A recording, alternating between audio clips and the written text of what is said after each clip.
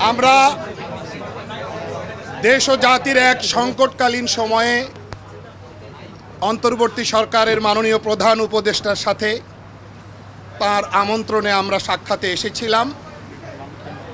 গুরুত্বপূর্ণ বিষয়ে আমরা পরস্পরে কথা বলেছি। দেশ আমাদের সবার, আমাদের সবাইকে জাতীয় ইস্যুগুলোতে ঐক্যবদ্ধ থাকতে হবে। এটা হলো আমাদের মূল কথা। মাননীয় প্রধান উপদেষ্টা আমাদেরকে আশ্বস্ত করেছেন যে তার মাধ্যমে দেশের কোনো অনিষ্ট হবে না, কোনো অকল্যাণ হবে না। এই রকম বিষয়গুলো নিয়ে আমরা কথা বলেছি। সংস্কার, বিচার এবং নির্বাচন ইস্যুগুলোতে আমরা কথা বলেছি। আমরা সমমনা ইসলামী দলগুলো আজকে একত্রিত হয়ে আসছিলাম। ইসলামী আন্দোলন বাংলাদেশের মোহতারাম আমির হযরত মাওলানা মুফতি সৈয়দ রেজাউল করিম সাহেব পীর সাহেব চরমনাই তিনি আসছিলেন। আমি জমিয়ত উলামা ইসলাম বাংলাদেশের মহাসচিব মঞ্জুরুল ইসলাম আফিন্দি, মাওলানা মঞ্জুর ইসলাম আফিন্দি এসেছিলাম। খেলাফত মজলিসের মহাসচিব ডক্টর আহমদ আব্দুল কাদের সাহেব আসছিলেন। এরকম অন্যান্য ইসলামী দল, বাংলাদেশ খেলাফত মজলিস ইসলামী ঐক্যজোট নিজাম ইসলাম পার্টি, ওনারাও আমির মহাসচিবগণ আসছিলেন। আমরা হেফাজতে ইসলামের সম্মানিত মহাসচিব হযরত মাওলানা সাজিদুর রহমান সাহেব তিনি আসছিলেন। আমরা তারপরে গণ অধিকার পরিষদের যে সভাপতি জনাব নুরুল হক নূর সাহেব তিনি আসছিলেন। আমরা একসঙ্গে বাংলাদেশ খেলাফত মজলিসের শ্রদ্ধা আমির মাওলানা মামুনুল হক সাহেব আসছিলেন। আমরা একসঙ্গে অন্তরঙ্গ পরিবেশে খোলামেলা কথা বলেছি। নির্বাচন, সংস্কার, বিচার প্রশ্নে আমরা কথা বলেছি। আমরা মাননীয় প্রধান উপদেষ্টাকে বলেছি অনেক আশা ভরসা নিয়ে জাতি আপনাকে এই দায়িত্বে বসিয়েছেন। আপনি ধৈর্য, সাহসিকতা এবং প্রজ্ঞার সাথে আপনি সকল রকম দেশবিরোধী, রাষ্ট্রবিরোধী চক্রান্ত রুখে দিয়ে আপনি মৌলিক সংস্কারগুলো শেষ করবেন এবং জাতিকে আপনি একটি কাঙ্ক্ষিত নির্বাচনের সুনির্দিষ্ট সময়সীমা দেবেন। আপনি ধৈর্যহারা হবেন না, আপনি হোপলেস হবেন না, আপনি কোনো রকম হেজিটেশনের শিকার হবেন না। আমরা ওনাকে আশ্বস্ত করেছি সার্বিক সহযোগিতা দেওয়ার, এবং তিনিও আমাদেরকে বলেছেন আপনারাও আমার পাশে থাকবেন, এই অন্তর্বর্তী সরকারের পাশে থাকবেন। আজকে আমরা দেশের একটা ক্রান্তি লগ্নে আমরা এসেছিলাম। সম্মানিত অন্তর্বর্তীকালীন সরকারের প্রধান উপদেষ্টা আমাদের সম্মানিত ইউনূস সাহেবের সাথে আমরা একান্ত আলোচনার জন্য। সেখানে আমাদের আফিন্দি ভাই তো কথাগুলো বলেছে, তবে আমরা তাকে বলেছিলাম যে জুলাই আগস্টের যে অভ্যুত্থান হয়েছে, হাজার হাজার মায়ের কোল সন্তান হারা হয়েছে, অনেক আমার উদীয়মান বাংলাদেশের ভবিষ্যৎ সন্তানগুলো চক্ষু হারিয়েছে, অনেকে পঙ্গুত্ব বরণ করেছে। এতগুলো ত্যাগের পরে আমরা এই দেশটাকে সুন্দর একটা দেশ হিসাবে আমরা পাব। আমরা বলেছিলাম সম্মানিত উপদেষ্টাকে প্রধান যে আপনি তখন আমাদের দেশে ছিলেন না। আমাদের দেশ এবং আমাদের দেশের মানুষের প্রয়োজনে আমরা আপনাকে নিয়ে এসেছিলাম। আমরা একত্রে সুন্দর দেশ গড়ার লক্ষ্যে মাঝখানে চলার পথে আপনি হয়তোবা কষ্ট পেয়েছেন বা আপনাকে কাজ করার সুযোগ দেওয়া হচ্ছে না। বিভিন্ন কায়দায় মানসিক ব্রেন বিভিন্ন ধরনের টর্চার আপনার উপরে চলছে, এটা আমরা অনুভব করছি। আমরা বলছি যে আমরা যদি যারা নাকি রাজপথে দেশ গড়ার যোদ্ধা রয়েছে, এখানে আমরা জিতলে একসঙ্গে জিতবো, ঠকলেও একসঙ্গে ঠকবো, কিন্তু মাঝ পথে আপনি রণভঙ্গ দেবেন আর মাঝপথে সমুদ্রে আপনি আমাদেরকে ফেলে চলে যাবেন, এটা হতে পারে না। এই ধরনের চিন্তা আপনার মাথায় যেন না আসে, এটা আমরা আশ্বস্ত করেছি। আর সাথে সাথে আমার ভাই তো বলেছেন যে আমরা প্রয়োজনীয় সংস্কার যদি না হয়, জাতির যে একটা প্রত্যাশা সুষ্ঠু একটা নির্বাচন, সেখানে পেশি শক্তি, সেখানে কালো টাকার দৌরত্ব সহ বিভিন্ন পর্যায়ে ঘাপটি মেরে যারা নাকি নির্বাচনকে প্রশ্নবিদ্ধ করবে, এই বিষয়গুলো যদি সংস্কার না হয়, সেখানে নির্বাচন তো আবার সেই বিগত দিনের ইতিহাস যেখানে কলঙ্কিত, সেই আবার এই 24 যে আগস্টের যে অভ্যুত্থান, সেটা আবার বাস্তবায়ন হবে, এটা আমরা চাই না। এই জন্য আমরা বলছি প্রয়োজনীয় সংস্কারগুলো আপনারা দৃশ্যমান তরিক আপনারা এটা করবেন। এবং যারা নাকি আমাদের মায়ের কোলকে খালি করেছে, আমাদের দেশকে সন্তান হারা করেছে এবং বন্ধুত্ব বরণ করেছে, এই অপরাধীদেরকে, ফ্যাসিস্টদেরকে, কুমিদেরকে, খুনিদেরকে আয়নাঘর যারা বানিয়েছে, আন্তর্জাতিক সমস্ত দুনিয়ার ইতিহাস লঙ্ঘন করে এদের বিচার দৃশ্যমান করতে হবে এবং জাতীয় নির্বাচন এটা একটা পরিবেশ তৈরি করতে হবে। আর সাথে সাথে আমরা স্থানীয় নির্বাচনের ব্যাপারেও আমরা বলছি, এটা যদি আগে হয় তাহলে কালো টাকা এবং পেশি শক্তির প্রভাবটা সেখানে এলাকায় ওভাবে তারা করতে পারবে না, বিধায় সুন্দর একটা জনপ্রতিনিধি একটা প্ল্যাটফর্ম তৈরি হবে, এটা আমরা আলোচনা করেছি। আর সাথে সাথে আপনাদের সকলকে আমরা ধন্যবাদ জানাই এর জন্যে যে আমরা যেন এই দেশ গড়ার ব্যাপারে আমরা সবাই একাকার হয়ে অন্তর্বর্তীকালীন সরকার সহ এবং যারা আমরা রাজনৈতিক জুলে অভ্যুত্থানে যোদ্ধা যারা আমরা ছিলাম, প্রশাসন সহ, সাংবাদিক বন্ধুরা সহ সকলকে আমরা একত্রিত হয়ে আমরা দেশ গড়ার ব্যাপারে আমরা যেন একাকার হয়ে কাজ করতে পারি। আপনাদের সকলকে ধন্যবাদ জানাচ্ছি এবং আমাদের আলোচনা অত্যন্ত সুন্দর ফলপ্রসূ হয়েছে এবং বলেছি আমরা যে আমাদের সকলেই আমরা অনেকে তো দাবি করি ডিসেম্বর নির্বাচন হওয়া 25, কেউ দাবি করি রমজান, কেউ দাবি করি অমুক। আমরা বলেছি আপনারা সময় তো খুব বেশি এখানে হেরফের না, আপনি বলছেন জুনের মধ্যে, এবং আজকে আমাদের সম্মানিত প্রধান উপদেষ্টা বলেছেন জুনের একদিনের পরেও এই সরকার থাকবে না 2025, এটা আপনারা নিশ্চিত থাকবেন। 2026 এটা পরিষ্কার সে বলেছে, তাই সেই হিসেবে আমরা এটা আস্থা রাখতে পারি। বিধায় আজকে আলোচনা খুব সুন্দর হয়েছে এবং আমরা সবাই দেশ গড়া ব্যাপারে আরো যে আমাদের যে একটা ভয় ছিল, অন্ধকারের মেঘ ছিল, সেটা আল্লাহর রহমতে অনেকটা কেটে গেছে। আমাদের অন্তর্বর্তীকালীন সরকার এবং প্রধান তাকে আমরা সাহস যোগাবার জন্য আল্লাহের রহমত করে, এবং আমরা আরেকটা কথা বলেছি, যেই বিষয়গুলো বিতর্ক তৈরি হয় এরকম সিদ্ধান্ত নেওয়ার ব্যাপারে আপনারা আরো সচেষ্ট থাকবেন, আরো চিন্তা ভাবনার মাধ্যমে প্রয়োজন হলে আপনার রাজনৈতিক দলগুলো সহ আরো যারা প্রয়োজন আছে তাদের সাথে আলোচনার মাধ্যমে তারপরে এই স্পর্শকাতর যে সিদ্ধান্তগুলো আপনারা নেবেন, এইটা আমরা বলেছি। বর্তমান দেশের রাজনৈতিক পরিস্থিতি সংকটময় অবস্থার মধ্যে আমার দিক নির্দেশনা হলো আমরা সকলেই ঐক্যবদ্ধ থাকব, ফেসিবাদের বিরুদ্ধে ঐক্যবদ্ধ থাকব। ঐক্যবদ্ধ থাকলে কোনো দেশি ষড়যন্ত্র, বিদেশি ষড়যন্ত্র আমাদেরকে কিছু করতে পারবে না। 2 নম্বর হলো ধৈর্য ধারণ করব, বিপদ আসলে ঐক্যবদ্ধ থাকতে হয়, ধৈর্য ধারণ করতে হয়। আল্লাহ বলেছেন ওয়াসবিরু ইন্নাল্লাহা মা'আস সাবিরিন, ধৈর্যশীলদের সাথে আল্লাহ থাকেন, আল্লাহ তাআলার সাহায্য থাকে।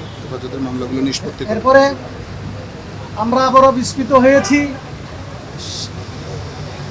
জালেম সরকার কর্তৃক হেফাজতে ইসলামের বিরুদ্ধে প্রায় 300 মিথ্যা মামলা, যেমন আমাদেরকে হত্যা করেছে, আবার আমাদেরকে হত্যা মামলা দিয়ে হয়রানি করেছে। 9 মাসের ভিতরে 9 মাস হয়ে গেল, এখনো কেন মিথ্যা মামলাগুলো প্রত্যাহার হলো না? এটা আমাদের প্রশ্ন। আমরা পরিষ্কার বলতে চাই, আগামী জুন মাসের ভিতরে সমস্ত মিথ্যা মামলা প্রত্যাহার করতে হবে। আমাদের আরেকটা দাবি যা বলেছি সেটা হলো নারী সংস্কার কমিশন, তারা যে সুপারিশগুলো দিয়েছে, অনেক সুপারিশ সরাসরি কোরআন বিরোধী, কোরআন সুন্নাহ বিরোধী কোনো প্রস্তাবনা বাংলার মাটিতে বাস্তবায়িত হবে না। এই জন্য আমরা পরিষ্কার বলতে চাই, আপনারা দেখেছেন আমাদের কিছু মা বোনেরা তারা নারী কমিশনের পক্ষে মিছিল করেছে, তাদের সংখ্যা হয়তো 50 বা 100 হইতে পারে, কিন্তু তাদের এই সুপারিশ মানে না। ওই ধরনের মুসলিম নারীর সংখ্যা হবে কোটি কোটি। অতএব আপনাদেরও সহযোগিতা চাই। পরিষ্কার ইসলামই একমাত্র নারীর যথাযথ অধিকার দিয়েছে, মর্যাদা দিয়েছে। আমরা কোরআন সুন্নাহ ভিত্তিক নারীর অধিকার এবং মর্যাদা বাস্তবায়িত করতে চাই। আমরা কয়েকটি ইসলামী দল এসেছিলাম প্রধান উপদেষ্টার সঙ্গে কথা বলার জন্যে। আমরা কথা বলেছি, শান্তি সৌহার্দ্য পরিবেশে কথা বলা হয়েছে। আমরা আশ্বস্ত করেছি যাতে করে উনি দায়িত্ব ঠিকমতো পালন করে যান। সাথে সাথে আমরা প্রস্তাব দিয়েছি সংস্কারের রোডম্যাপ করতে হবে। অনিষ্টকার সরকার চলতে পারে না, রোডম্যাপ দিতে হবে। আমরা বলেছি নির্বাচনের একটা রোডম্যাপ ঘোষণা করতে হবে। আমরা বলেছি দিন এই মুহূর্তে ঘোষণা করতে না পারলেও মাসটা অন্তপক্ষে আপনারা বলার চেষ্টা করেন। 1-2 মাস আগে পিছিয়ে 25-এর হিসেবে আপনি বলছেন, তো আমরা বলছি 1-2 মাস আগে পিছিয়ে করে আপনি মাথা ঘোষণা করে দেওয়ার ব্যবস্থা করেন। আর বলেছি বিচার দৃশ্যমান হতে হবে। সাথে আমরা বলেছি আপনার মন্ত্রিসভায় বা আপনার মন্ত্রিসভা পরিষদে এমন কিছু লোকজন আছে যারা বিতর্ক তৈরি করছে, এগুলো আপনি প্রয়োজনে মন্ত্রী পরিষদকে রিসাফল করার চেষ্টা করেন। আমরা এটা বলেছি এবং এটা বলেছি আপনার বিভিন্ন বিভাগের মধ্যে সমন্বয়হীনতা আছে, সমন্বয়ের ব্যবস্থা করতে হবে। আমরা এটাও বলেছি যে আপনি গুরুত্বপূর্ণ যে সমস্ত পলিসি ম্যাটার্স, করিডোর বন্ধ ইত্যাদি, এইসব ব্যাপারে সিদ্ধান্ত নেওয়ার আগে রাজনৈতিক দলগুলোকে ডেকে কনভেনশন করে বোঝানোর চেষ্টা করেন যে কি ভালো কি মন্দ আছে। যারা বিরুদ্ধে বলেন তাদেরকে বলার সুযোগ দেন, তাহলে সিদ্ধান্ত গ্রহণ করবেন। একতরফা সিদ্ধান্ত গ্রহণ করে মোটেই তাদের জন্য কল্যাণকর হবে না। আমরা বলেছি যে আপনারা সবাই মিলে চেষ্টা করেন যাতে ঐক্যবদ্ধ করার জন্য। বিভিন্ন ঐক্যের কথা আমরা বলেছি, ঐক্যবদ্ধ হলে সম্ভব যাতে সামনে এগিয়ে নিয়ে যাওয়ার ব্যবস্থা করা। আমরা আশ্বস্ত করেছি আমরা ঐক্যবদ্ধ থাকার চেষ্টা করছি। বেশি ইসলামী দলগুলো ঐক্যবদ্ধ আছে ইনশাল্লাহ। আমরা আশা করি জাতির সমস্ত লোককে ঐক্যবদ্ধ করা সম্ভব। প্রধানমন্ত্রীকে আমরা অনুরোধ করেছি আপনি মিটিং ডাকেন, কনভেনশন ডাকেন, ডেকে আলোচনা করেন এবং আপনি যদি আলোচনা করতে পারেন তাহলে সমাধান হবে এবং আমরা আশা করি এইভাবে সমাধান হবে। আজকে সন্ধ্যা 7টায় বাংলাদেশের গণপ্রজাতন্ত্রী বাংলাদেশ সরকারের মাননীয় প্রধান উপদেষ্টার আহ্বানে বিভিন্ন রাজনৈতিক দলের নেতৃবৃন্দ আজকে আমরা এখানে এসেছিলাম এবং অত্যন্ত আন্তরিক পরিবেশে আমাদের বৈঠক অনুষ্ঠিত হয়েছে। আমরা সেখানে খোলামেলা কথাবার্তা বলেছি। আমরা বর্তমান পরিস্থিতি, বিশেষ করে গত 3-4 দিন যাবৎ বাংলাদেশের রাজনীতিতে যে এক ধরনের অস্থিরতা, জনমানসের মধ্যে যে উৎকণ্ঠা বিরাজ করছে, সেই জায়গা থেকে আমরা প্রধান উপদেষ্টাকে অনুরোধ করেছি যে কোনো অবস্থাতেই পরিস্থিতি যাই হোক না কেন তিনি যেন মাঝপথে হাল ছেড়ে না দেন।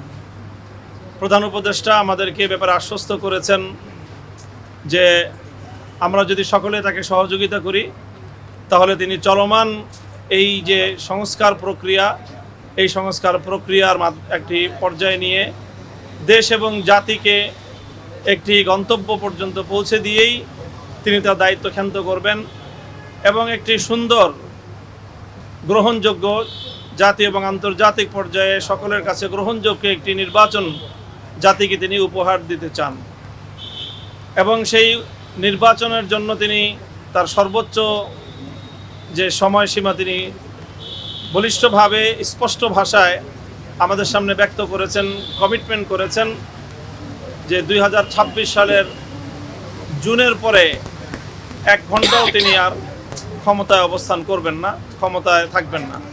এর আগেই তিনি তার প্রক্রিয়া সম্পন্ন করে নির্বাচন দিবেন। আমাদের পক্ষ থেকে আমরা 3টি বিষয়কে গুরুত্বের সাথে উপস্থাপন করেছি। একটি হলো যে চলমান সংস্কার প্রক্রিয়া, এটা এই পর্যন্ত আমরা বলেছি যে এখনো পর্যন্ত সরকারের পক্ষ থেকে সংস্কার কার্যক্রমের কাঙ্ক্ষিত মানের কোনো অগ্রগতি আমরা দেখতে পাইনি। এই বিষয়টা আমরা আমাদের উদ্বেগের কথা জানিয়েছি যে এইভাবে অনিশ্চিত গন্তব্যের দিকে যাওয়া ঠিক নয়, বরং সংস্কার কতটুকু হচ্ছে, কতটুকু হবে সেই বিষয়ে সুস্পষ্ট, অতি দ্রুত, অনতিবিলম্বেই সংস্কারের বিষয়টাকে জাতির সামনে স্পষ্ট করা উচিত যে সরকার কতটুকু সংস্কার করছে। এরপরে হলো যে বিগত যে ফ্যাসিবাদী আমলে যেই হত্যাকাণ্ডগুলো সংগঠিত হয়েছে, শাপলা চত্বর থেকে নিয়ে শুরু করে জুলাই বিপ্লব পর্যন্ত, এই সকল হত্যাকাণ্ডের জন্য দায়ী প্রধান আসামিদেরকে, ফ্যাসিবাদী শেখ হাসিনা সহ তার প্রধান সহযোগীদের অন্তত নির্বাচনের আগে একটা নির্দিষ্ট একটা মেয়াদে নির্দিষ্ট একটা উন্নতি, যেটাকে দৃশ্যমান একটা অগ্রগতি আমরা বলতে পারি সেটা যেন সম্পন্ন হয়। এ বিষয়ে আশ্বস্ত করেছেন যে অতি দ্রুতই ইনশাল্লাহ এমন একটি আমরা সংবাদ পাব, যার মাধ্যমে আমরা আশা করি যে ফ্যাসিবাদী আমলের এই খুনি হত্যাকারীদের অন্তত 2-4টা মামলায়ও বিচার কার্যক্রম সম্পন্ন হবে এবং অনতিবিলম্বে তার ট্রায়াল শুরু হবে এবং সেই ট্রায়ালের মাধ্যমে সেই বিচার সম্পন্ন হবে। এই বিষয়ে আশ্বস্ত করেছেন। আর একটা বিষয় অত্যন্ত বলিষ্ঠতার সাথে তিনি বলেছেন যে করিডোর এবং বন্দর ইস্যুতে দেশ এবং জাতির স্বার্থ বিরোধী কোনো কার্যকলাপ অন্তত তার দ্বারা সম্পন্ন হবে না। তিনি তার উপর আস্থা রাখার জন্য আমাদেরকে বিশেষভাবে অনুরোধ করেছেন। আমরা বলেছি যে এই সকল বিষয়ে, বিশেষ করে করিডোর ইস্যুতে, বন্দর ইস্যুতে, আন্তর্জাতিক যেই ইস্যুগুলো রয়েছে সেখানে যেন সকল রাজনৈতিক দলগুলোকে সম্পৃক্ত করে সেই বিষয়ে রাষ্ট্র এবং সরকার তার সিদ্ধান্ত গ্রহণ করে এবং পলিসি মেনটেন করে। এবং আমরা এটাও বলেছি যে রাজনৈতিক দলগুলোর সাথে যে সরকারের একটা দূরত্ব তৈরি হয়েছে, যেখান থেকে জাতীয় একটা উদ্বেগ তৈরি হয়, সেই জায়গাটাতেও যেন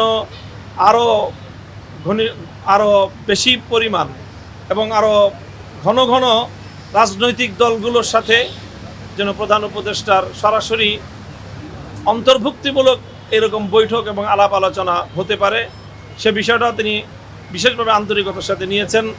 আর আমাদের বিশেষ দলীয় একটা বিষয় ছিল হেফাজতে ইসলামের মামলাগুলো প্রত্যাহারের বিষয়ে। আমরা বিগত মে মাসের 3 তারিখ মহাসমাবেশ থেকে 2 মাসের একটা আলটিমেটাম দিয়েছিলাম। সেই বিষয়ে মাননীয় প্রধান উপদেষ্টা নিজে দায়িত্ব গ্রহণ করেছেন যে তিনি এই বিষয়ে সরাসরি তদারকি করবেন এবং আশ্বস্ত করেছেন যে এবার আর এই টাইমের বাইরে যাবে না, এর মধ্যেই ইনশাল্লাহ মামলাগুলির বিষয়ে আমরা একটি বিহিত পাব। তো কাজেই আমরা এখন মোটামুটি নারী সংস্কার বিষয়েও নারী সংস্কার কমিশন বিষয়ে আমরা আমাদের উদ্বেগের কথা জানিয়েছি। সেই বিষয়েও তারা আমাদেরকে ইতিবাচক কথাই বলেছেন এবং আমরা এ ব্যাপারে এখন পর্যন্ত আশ্বস্ত যে বিতর্কিত কোরআন সুন্নাহ বিরোধী কোনো নীতি, কোনো আইন বাংলাদেশে তারা কার্যকর করার কোনো পদক্ষেপ নেবেন না, যে এটা আমরা আশ্বস্ত। এবং আমরা নির্বাচনের বিষয়ে আমরা খুব বেশি করে বলেছি যে একটা সুনির্দিষ্ট একটা সময় যেন বলা হয়। এই ডিসেম্বর থেকে জুন এই সময়টা তো একটা বড় সময় হয়ে যায়। এখানে মানুষের মধ্যে, জনমানসে একটা কনফিউশন এবং একটা ধূম্রজাল বা বিভ্রান্তি তৈরি হওয়ার একটা অবকাশ থাকে। সেই প্রেক্ষিতেই তিনি বলেছেন যে চূড়ান্ত কথা হলো যেভাবেই হোক জুনের মধ্যে আমি নির্বাচন সুসম্পন্ন করব।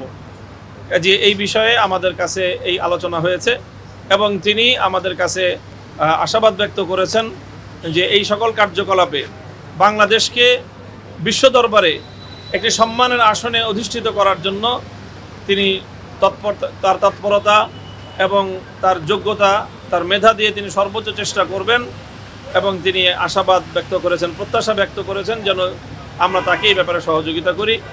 আমরা তাকে আশ্বস্ত করেছি যে দেশ জাতির পুনর্গঠনে এবং আন্তর্জাতিক অঙ্গনে বাংলাদেশের ভাবমূর্তি উন্নয়নের ক্ষেত্রে আমরা তাকে সহযোগিতা করব। আপনারা জানেন যে আজকে গণ অধিকার পরিষদ সহ বেশ কয়েকটা রাজনৈতিক দলের সাথে চলমান পরিস্থিতিতে প্রধান উপদেষ্টার সাথে আলোচনা ছিল।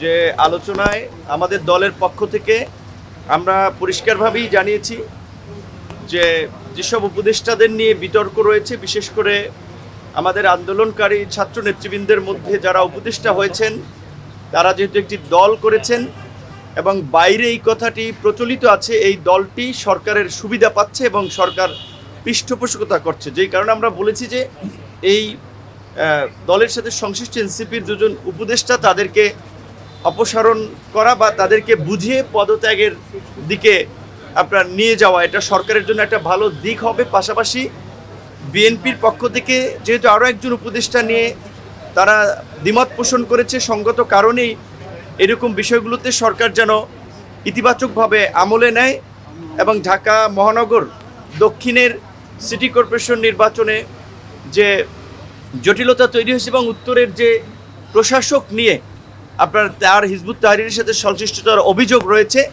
এই বিষয়গুলোতে আমরা ব্যবস্থা নেওয়ার জন্য জানিয়েছি।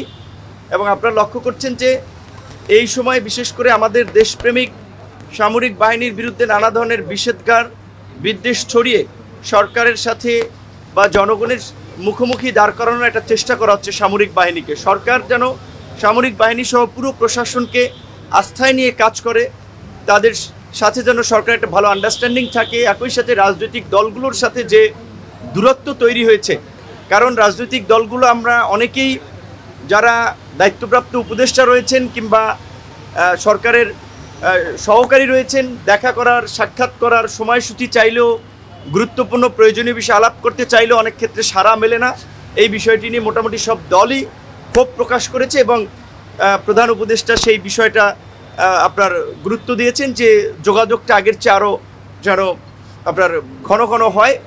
এবং বিশেষ করে যেই দুটো বিষয় নিয়ে আরও বর্তমানে রাজনৈতিকভাবে এবং নাগরিকদের মধ্যে একটা উদ্বেগ তৈরি হয়েছে যে আপনার চট্টগ্রাম বন্দরের যে নিউমোরিং টার্মিনাল বিদেশিদের হাতে দেওয়া এবং করিডোর, আমরা বর্তমান পরিস্থিতিতে সরকারকে এ বিষয়ে আপাতত সিদ্ধান্ত না নেওয়ার জন্য আমরা আহ্বান জানিয়েছি।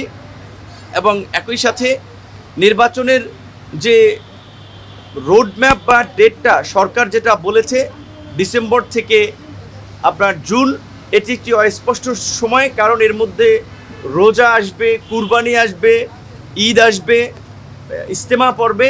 সেই কারণে আমরা বলেছি অন্তত প্রধান উপদেষ্টা যেন একটা সুনির্দিষ্ট মাসের কথা বলেন যে এই মাসে সম্ভাব্য নির্বাচনটা হতে পারে। এবং নির্বাচন এবং সংস্কার বিচার ডক্টর মোহাম্মদ ইউনূসের নেতৃত্বে অন্তর্বর্তীকালীন সরকারই করুক, আমরা সেটা চাই। সেক্ষেত্রে সরকার অভ্যন্তরীণভাবে কিংবা যে বাহ্যিকভাবে যে চাপগুলো কিংবা নানান ধরনের ষড়যন্ত্র তারা অনুভব করছে বা করবে, সেই ক্ষেত্রে আমরা পরিপূর্ণ তাকে সহযোগিতা করব।